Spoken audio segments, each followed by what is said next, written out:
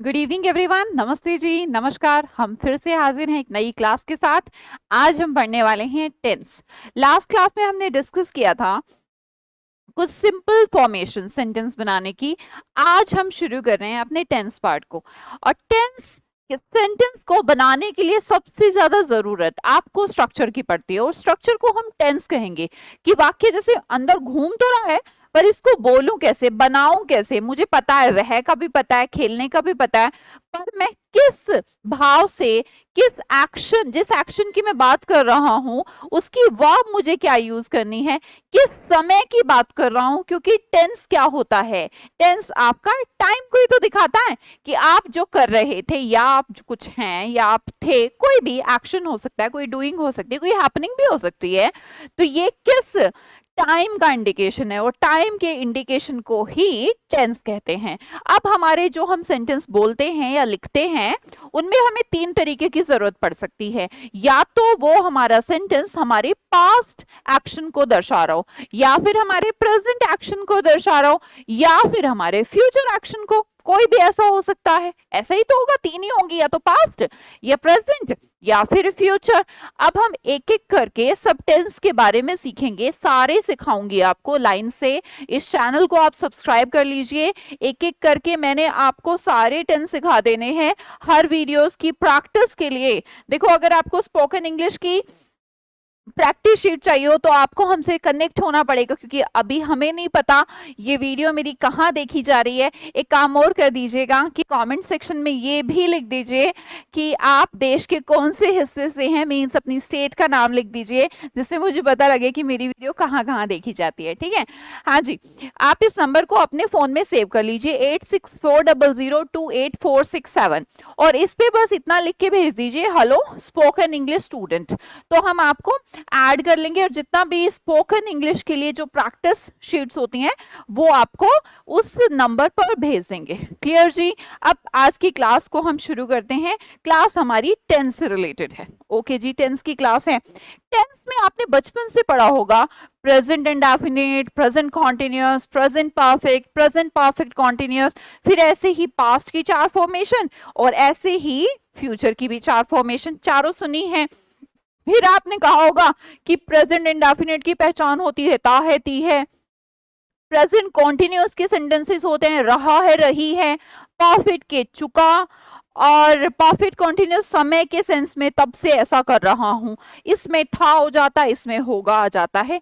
ठीक है, यहाँ ऐसे तो हम याद नहीं कर सकते। क्यों नहीं कर सकते? क्योंकि हम हिंदी से अगर इंग्लिश ट्रांसलेशन पे जा रहे हैं तो हम सेंटेंस बनाना हमारे लिए मुश्किल हो जाएगा। जिस प्रकार हम हिंदी में फीलिंग लेते हैं ना कि कैसा एक्शन मुझे ऐसे लिखना चाहिए, कैसा एक्शन मुझे ऐसे लिखना चाहिए, तो हमें उस फीलिंग को समझना होगा। और आज मैं शुरुआत करती हूँ प्रेजेंट इंडेफिनिट टेंस की। ठीक है, अब टेंस की इस टेबल को आप बाद में देख लीजिएगा, जिसमें मैंने हर प्रकार के सेंटेंस को लिख रखा है। वह कार चलाता है, वह कार चला रहा है, उसने कार चलाई, वो कार चला रहा था, सुबह से कार चला रहा है। ये पूरी की पूरी टेबल आपको दर्शाएगी हर स्ट्रक्चर के बारे में, टेंस का हर स्ट्रक्चर। पर ऐसे कैसे याद करें मैम? चलिए मैं आपकी प्रैक्टिस कराती हूँ प्रेजेंट इंडेफिनिट टेंस के साथ। सबसे पहले समझते हैं कि प्रेजेंट इंडेफिनिट, जैसा कि इसका नाम है इंडेफिनिट, इसका मतलब ये हर टाइम में, हर समय वैलिड है। इसमें लिखे जाने वाला वाक्य है हर समय वैलिड। हर समय वैलिड से मेरा क्या मतलब है उसे देख लीजिए। हर समय वैलिड, जो बात या फिर जो एक्शन आप बार बार दोहराते हैं, आपका वो हैबिचुअल एक्शन हो सकता है रेगुलरली आप कोई काम करते हो, है ना, फ्रिक्वेंट कोई एक्शन हो। मैं कुछ एग्जाम्पल आपको देती हूं। मैंने कहा वह स्कूल जाता है, तो इस सेंटेंस को वह स्कूल जाता है, क्या ये इसका बार बार दोहराने वाला सेंटेंस है? हाँ जी, आज स्कूल गया था, आज भी गया है, कल भी गया था, कल भी जाएगा। इसका मतलब बार बार जिसको दोहराया जाए उसे लिखा जाता है इंडेफिनिट में। क्यों बना इसका नाम इंडेफिनिट? क्योंकि इस इंडेफिनिट का मतलब ही ये होता है कि भाई हमें नहीं पता कब से और कब तक। चलिए कुछ वैसी आपके कुछ एग्जाम्पल्स देखते हैं डेली लाइफ के, ठीक है। आपके सामने example, Rakesh goes to bed at 10 PM। मैंने कहा हैबिचुअल जो एक्शन होते हैं, आपकी आदतें, मैं मंदिर जाती हूँ, मैं सुबह 6 बजे उठती हूँ, मैं सुबह 9 बजे उठती हूँ, मैं रात को 10 बजे सो जाती हूँ, मैं सुबह ब्रेकफास्ट नहीं करती हूँ, या फिर मैंने कहा मैं हैवी ब्रेकफास्ट करती हूँ, ठीक है, मैं हर संडे मूवी देखने जाती हूँ, मैं हर महीने घूमने जाती हूँ, मैं साइकिल से जाती हूँ ऑफिस। तो ये सब क्या है, मेरी हैबिट है, मेरी आदत है। Rakesh goes to bed at 10 PM, इसकी टेंशन मत लीजिए, यही तो मैं आपको सिखाऊंगी आज की क्लास में कि ये बन कैसे रहा है। सबसे पहले ये सोचिए कि ये कौन से सेंटेंसेस को आप प्रेजेंट इंडेफिनिट में लिखते हैं। तो पहला है बच्चा हैबिचुअल एक्शन, जैसे मैंने कहा she takes tea without sugar, बिना चीनी की चाय पीती है वो, तो ये भी उसकी आदत है। Reena always goes to school on time, Reena हमेशा टाइम पे स्कूल जाती है, ये रीना की आदत है। मैंने कहा he generally reads a newspaper morning, वो नॉर्मली सामान्यतः सुबह न्यूज़पेपर पढ़ता है। तो ये सारे के सारे आपकी हैबिट हैं। तो ऐसी चीजें, ऐसे सेंटेंसेस जो तुम्हारी या किसी और की आदत हो, बार बार दोहराई जा रही हो, ऐसे सेंटेंसेस को प्रेजेंट इंडेफिनिट में लिखते हैं। लिखते कैसे हैं वो मैं अभी सिखाऊंगी वीडियो में, वीडियो को पूरा देखिएगा। फिर आगे मैंने कहा कुछ universal truth. Universal truth, universal truth से मेरा सेंस ये है जिस बात को सारी दुनिया मानती है। मैंने कहा the sun rises in the east, सूरज ईस्ट से निकलता है। तो भैया ऐसा भी कोई देश है या फिर कोई ऐसा पर्सन हो जो कहता हो जी साउथ से निकलता है? नहीं यार, वो निकलता ही है, उसकी आदत मान लीजिए आप इसको, ठीक है, यूनिवर्सल ट्रूथ। और समझ लीजिए, मैंने कहा आपसे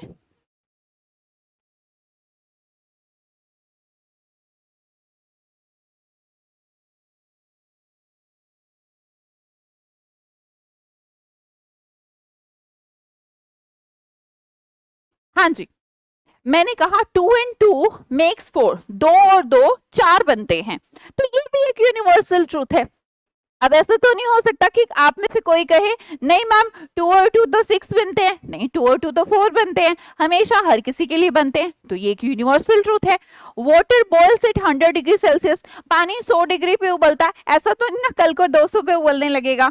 तो ये यूनिवर्सल ट्रूथ है, जो चीजें हैं ही हैं, हर समय वैलिड हैं। जो हर समय पे वैलिड है वो कहाँ लिखा जाता है? प्रेजेंट इनडेफिनेट में। बात समझ में आई? इसके अलावा आपको ना न्यूज़पेपर की हेडलाइन या फिर कमेंट्री वगैरह, आजकल वर्ल्ड कप चल रहा है तो आपने देख रहा होगा, कमेंट्री देख रहे होंगे आप, तो सारी की सारी किस में चलती है? प्रेजेंट इंडेफिनिट में, क्योंकि वो कमेंट्री आज भी वैलिड है और कल को वो मैच देखा जाएगा तब भी वैलिड है। न्यूज़पेपर की हेडलाइंस, जैसे मैंने कहा PM signs in the deal of Rafale, Rahul comments on kisan bill, Biden wins presidential election, ये सब क्या है? कहीं पर भी देखिएगा। एक काम करिएगा, अगर आपको नहीं पता तो न्यूज़पेपर उठा के देखिएगा। न्यूज़पेपर की जो हेडलाइन होती है उन्हें इंडेफिनिट में लिखा जाता है। अब आप कहेंगे मैम ये कैसे वैलिड होगी? भाई न्यूज़पेपर है, छप गया, अगर उसको कल को कोई और देखेगा, पढ़ेगा, तो उसके लिए क्या इनवैलिड हो जाएगी? ऐसा नहीं होता। न्यूज़पेपर हमेशा वैलिड होता है, जो छप गया वो छप गया, वो वैलिड है। इसलिए ऐसे एक्शन को प्रेजेंट इंडेफिनिट में लिखते हैं।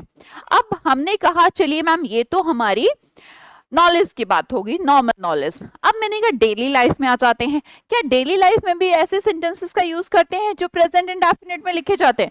बिल्कुल करते हैं। मैंने कहा वो अपनी बीवी के इशारों पर नाचता है, मतलब कि कल भी नाच रहा था, आज भी नाच रहा है, कल भी नाचेगा, हमें नहीं पता कब तक नाचने वाला है।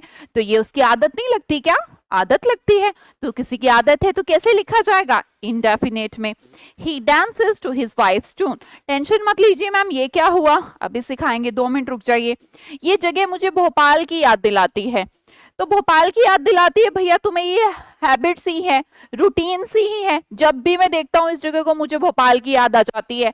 तो आती है आपको, इसका मतलब इंडेफिनिट है, हमें नहीं पता कब तक आने वाली है। This place reminds me of Bhopal. वह अभी तक उसी घर में रहता है, अभी तक भी उसी घर में रहता है। He still lives in that house, रहता है। तो ये भी उसका एक हैबिचुअल और रूटीन एक्शन है, इसलिए इसको भी इंडेफिनिट में लिखा जाता है। मैंने कहा वो हमेशा मुझे परेशान करता है, तो ये भी उसकी आदत है कि वो मुझे परेशान करता है। तो ये सारे एक्शन आपको पता है प्रेजेंट इंडेफिनिट में लिखे हैं, इसलिए कहते हैं जिन सेंटेंसेस के पीछे ता है, ते है, ती है आता है, उन्हें इंडेफिनिट में लिखना होता है। आप इस रूल को याद ना करके जो मैंने फीलिंग आपको बताई है कैसे एक्शंस प्रेजेंट इंडेफिनिट में आएंगे, आप सिर्फ उनको लिखेंगे। क्लियर जी बात? अब मैं आपको धीरे धीरे सिखाती हूँ। चलिए, सबसे पहले क्या होता है, सबसे पहले आपको पता होना चाहिए कि वर्ब को सिंगुलर कैसे बनाते हैं।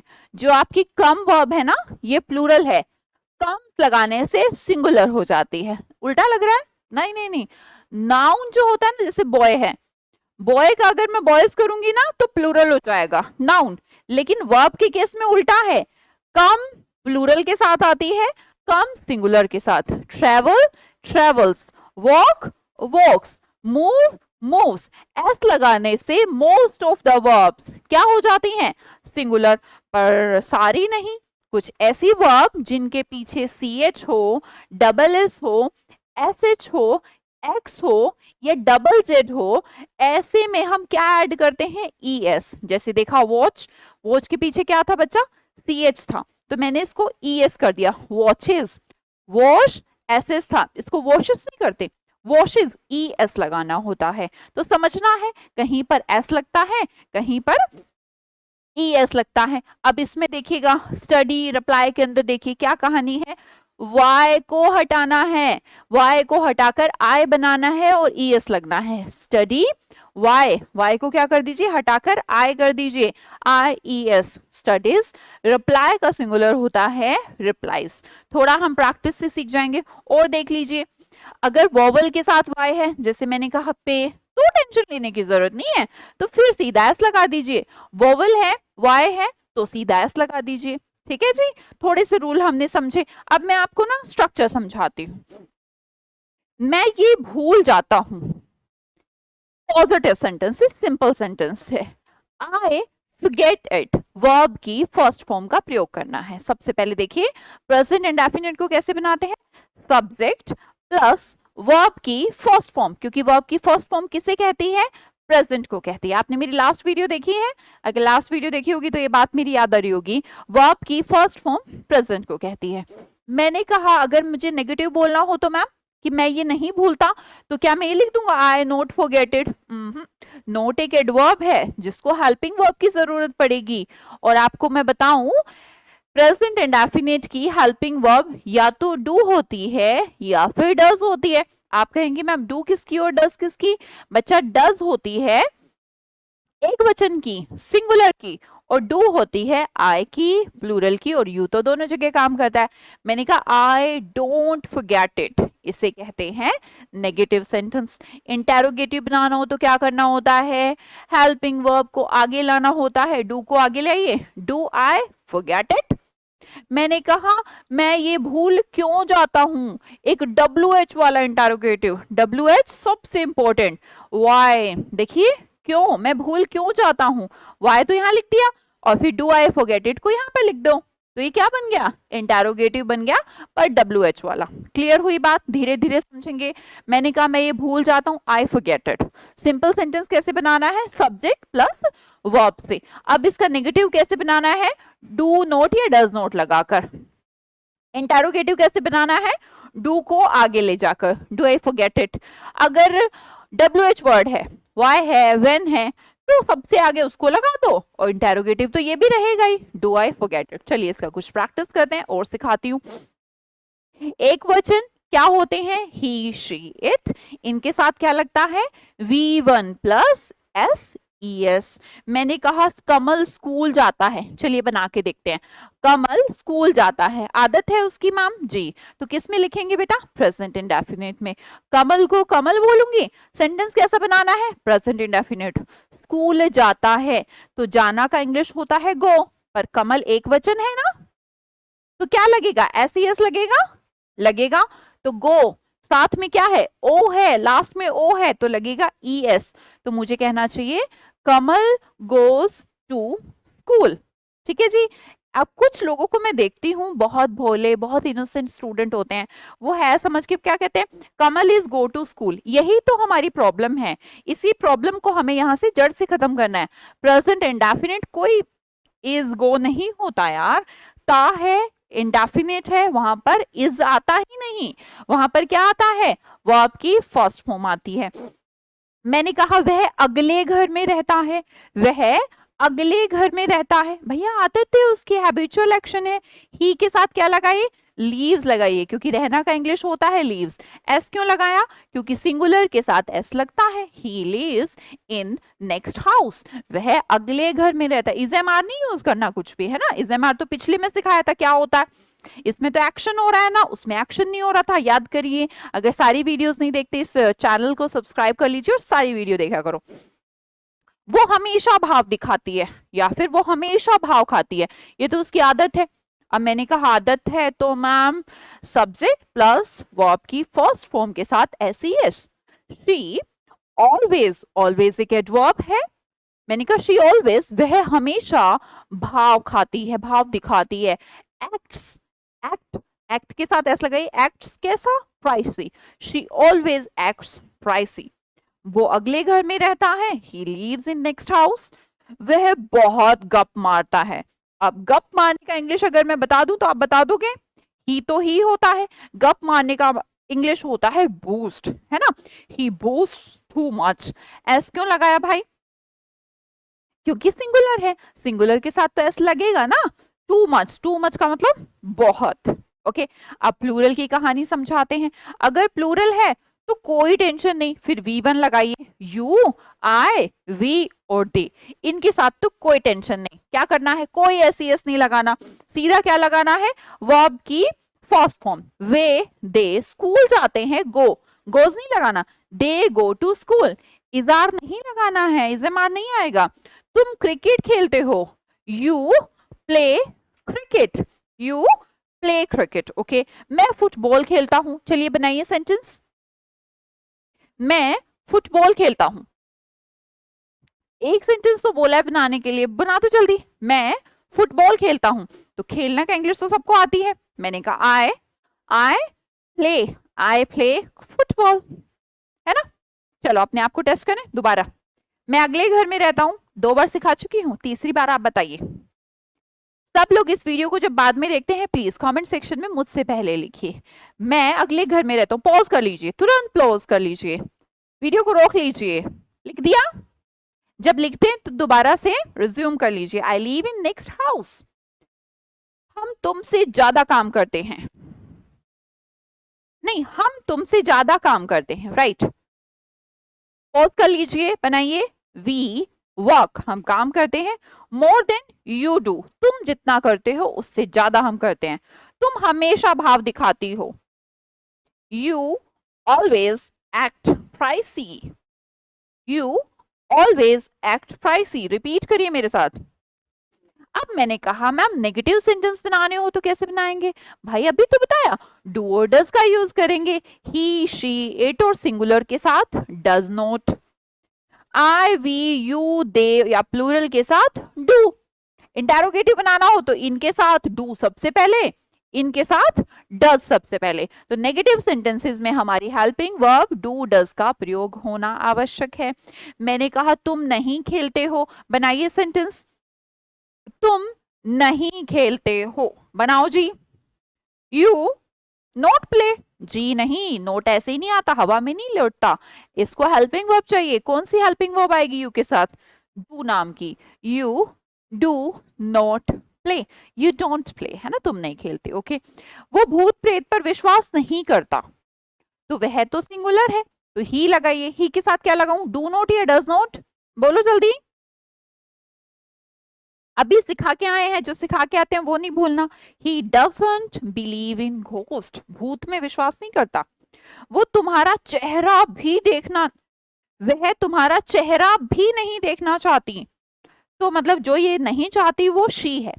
शी के साथ डू नॉट या does not, she does not, क्योंकि सिंगुलर है। She doesn't even want to see your face, she doesn't even, even कब लगता है, जब भी कहना चाहते हैं मैं ऐसा भी नहीं करना चाहता, ठीक है, एक पैसा भी नहीं चाहता। इवन वॉन्ट मतलब चाहना, क्या, तुम्हारा चेहरा देखना, to see your face.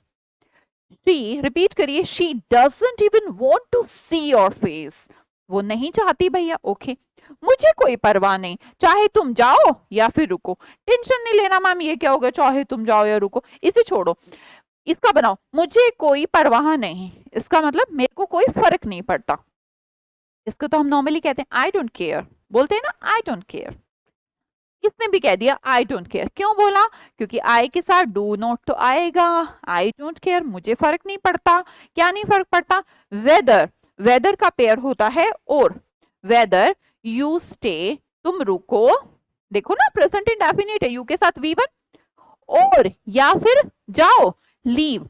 Weather का मतलब चॉइस होता है, जब भी आपको कहना है ना ये करो या वो करो, ये खाना न ये खाना, तो वेदर और का यूज करिए, वेदर यू स्टे और लीव, तुम चाहे रुको या फिर जाओ, आई डोंट केयर, मुझे फर्क नहीं पड़ता। ये हो गए आपके नेगेटिव सेंटेंस।